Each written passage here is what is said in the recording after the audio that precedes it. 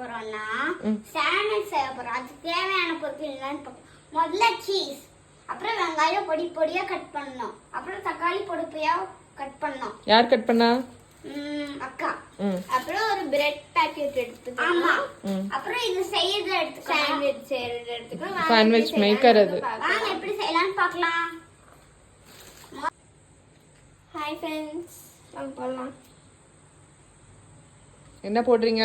தக்காளி போடுறோம். அப்புறம் நெக்ஸ்ட் கொஞ்சம் வெங்காயம். அப்புறம் சீஸ் பாக்கெட் ஓபன் பண்ணி பாக்கெட்டவே போட்டுருவீங்களா? இல்ல, ஓபன் பண்ணி போடணும்.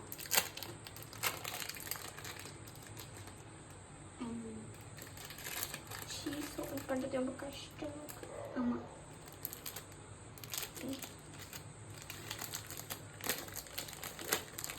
ஓபன் பண்ண சீஸை எடுத்து இதுல வைக்கணும். மேல வச்சிட்டு அதே மாதிரி நிறைய தக்காளி, கொஞ்சம் அப்புறம் இனி ஒரு பிரெட் எடுத்துக்கணும். அப்புறம் இதுல மூடிடணும்.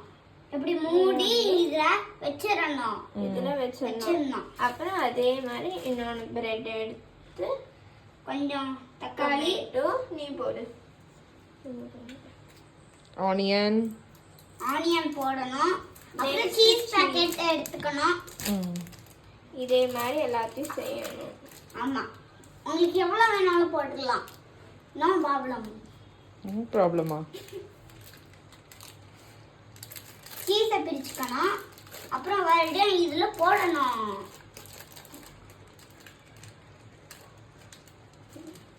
அப்புறம் மறுபடியும் ஒரு பிரெட் பாக்கெட் எடுத்துக்கணும்.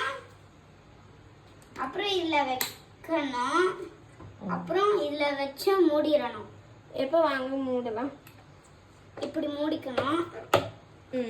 மூடி வெயிட் பண்ணலாம். கொஞ்ச நேரம் வெயிட் பண்ணணும். பாய். சாண்ட்விச் ரெடி ஆயிடுச்சு. எடுக்கலாம், கட் பண்ணி எடுக்கலாம். ஒரு இப்போ நாங்க சாப்பிட்டு பார்க்கறோம். நல்லா இருக்கு. நம்ம வீட்ல செஞ்சு பாருங்க, லைக் பண்ணுங்க, கமெண்ட் பண்ணுங்க. பாய். சப்ஸ்கிரைப் பண்ணுங்க. பாய். நீங்களும் செஞ்சு கமெண்ட் பண்ணுங்க. பாய்.